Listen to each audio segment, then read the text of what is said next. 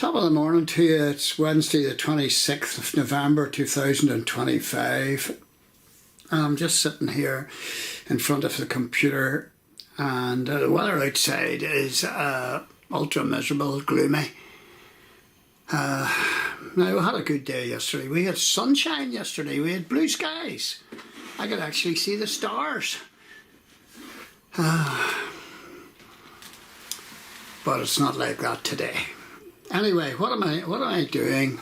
What am I reading? What have I bought from the charity shop? I bought this book here and I'm halfway through it or more. There's the ISBN number if you want to get hold of it, and it's called, I bought this for 50p and it's a good read. There are a few bad words in it, as you would understand. This book was written by a guy called Chris Hunter, but that's not his real name. He was in Iraq and a whole lot of other dangerous places. It's the story of a counter-terrorist bomb disposal operator on his tour of Iraq, and it goes through the day-to-day events. And it's savage reading, so it is. 370 odd pages long, plenty of pictures, plenty of harrowing stories, colour pages of what it was like on the ground.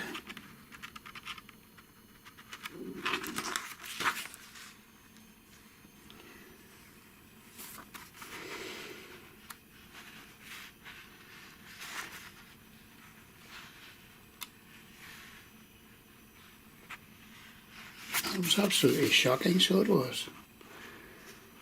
I mean, there's so many British soldiers were killed. And this is Chris Hunter. Joined the British Army in 1989 at 16. Commissioned from Sandhurst at 21 and later qualified as a counter-terrorist bomb disposal operator. He served with a number of specialist counter-terrorism units and during his career was deployed to numerous operational theatres including Balkans, Northern Ireland, Colombia, Afghanistan and Iraq. For his actions during his Iraq tour, he was awarded the Queen's Gallantry Medal by H.M. Queen Elizabeth II. And all these terrorists, whether they be in the Balkans, Northern Ireland, Colombia, Afghanistan and Iraq, they all swapped information. They're all in touch with each other. And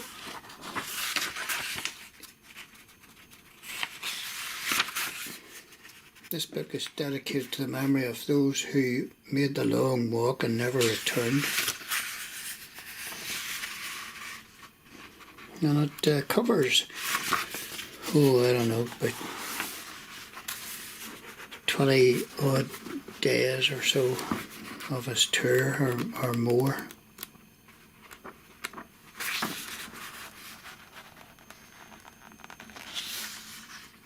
And the pressure that this placed on these guys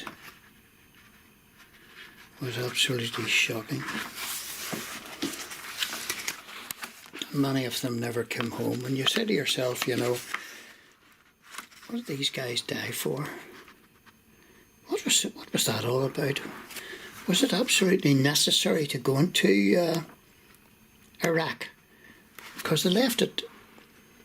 It was bad under Saddam Hussein, but it was a mess whenever after the British left. If fate is against me and I am skilled, so be it, but make it quick and painless. If I'm wounded, don't let me be crippled. but above all, don't let me F up the task. That's what he said. And that's actually the bomb disposal officer's prayer. So goes the bomb technician's prayer before every bomb he defuses. For Chris Hunter, it is a prayer he says many times over. It was a 4-month tour, but he homes in on certain days whenever he was put to the test, maybe multiple times during the day. In his 4-month tour of Iraq, his is the most dangerous job in the world and the most dangerous place in the world. To make safe the British sector in Iraq against some of the most hardened and technically advanced terrorists in the world. It's a 24/7 job. His team defused over 45 bombs in the first 2 months alone. And people they're up against don't play by the Geneva Convention. For them, there are no rules, only results: bombs, rockets, grenades, ambushes, booby traps, death by any means necessary. Welcome to the real Wild West. And it has to be said that Tony Blair created a lot of this with his mantra, we've got to silence the weapons of mass destruction that Saddam supposedly had and he didn't have, and it was a ploy to get British forces on the ground in Iraq, and of course that led to tens of British soldiers being killed and thousands of innocent Iraqi civilians being caught in the crossfire.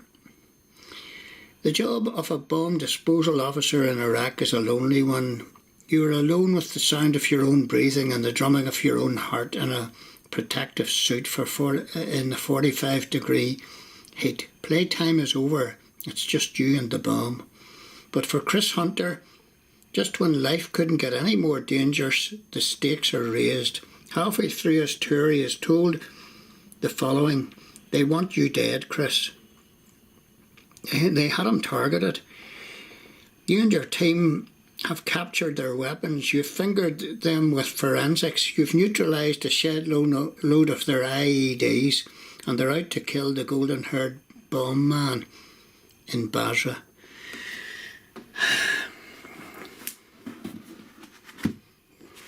Chris Hunter tells it like it was, and it is absolutely shocking.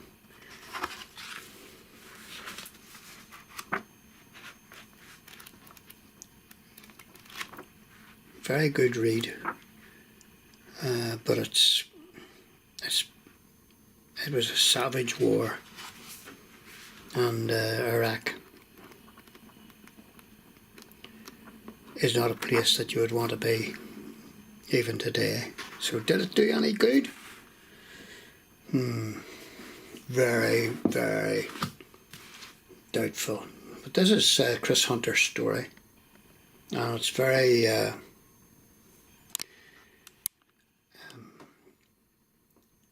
very honest. It's rough. People died all around him, and how he and his troop, some of his friends, how they survived, how his comrades survived over, dealing with overwhelming odds. It's just beyond miraculous. So that's what I'm reading at the minute. Chris Hunter, 8 lives down. The world's most dangerous job in the world's most dangerous place.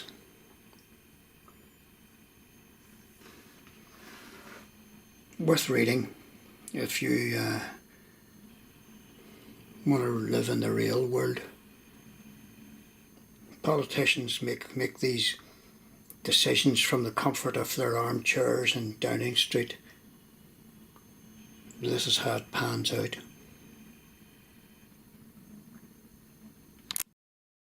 And this is Corporal Channing Day, Royal Army Medical Corps, and she came from Cumber, County Down. And Channing, I made this video about Channing Day 8 years ago. She was killed in 2012 in Helmand Province, Afghanistan, which is, you know, a very similar theatre of war to what Chris Hunter was facing in Iraq. She was killed alongside Royal Marine Corporal David O'Connor of the 40th Commando. And I was in Cumber Cemetery, and I videoed just this wee tribute to Channing Day, that she wouldn't be forgotten. So many lost lives. Many of the soldiers killed in Iraq and Afghanistan came from Northern Ireland, and Channing Day was one of them. This is a wee bit of her story. And this below me is the grave of Channing Amanda Day, Royal Army Medical Corps, killed 24th of October 2012, aged 25. And Channing was to deliver medical expertise along with another officer, Marine David O'Connor, and the both of them were killed in a firefight in the province of Helmand in Afghanistan. Channing was the third female soldier to die in combat since that military operation began in Afghanistan in 2001. And since then, 437 British service personnel have died in Afghanistan. Her sister Lauren said she was brave, beautiful and determined. And when she was at school, she went to Stanford College, the integrated college, and when she was at school there, her one aim was to finish school and join the army. She was bubbly, enthusiastic and extremely sporty and competitive, and she just wanted to join the army, and she loved the army, and her sister said the family were so proud of her. She was born in Swindon, but grew up in County Down in Cumber. She joined up in 2005, and she had so much to give. And this, unfortunately, is Channing's grave.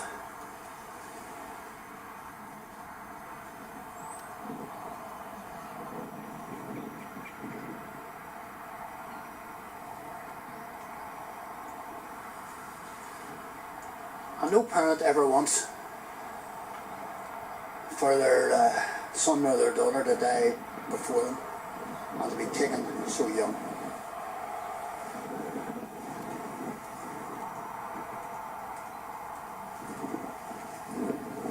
It says at the bottom, darling daughter, beloved sister, granddaughter, niece, cousin, friend and comrade.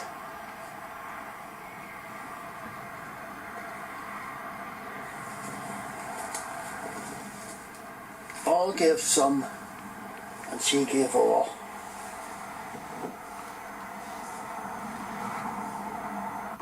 And in honour and remembrance and tribute to Channing, her family have battled to ensure that her name is not forgotten.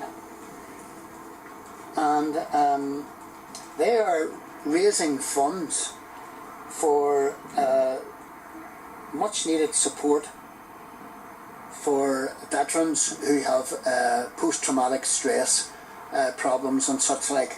And they have raised £70,000 so far for the charity Combat Stress.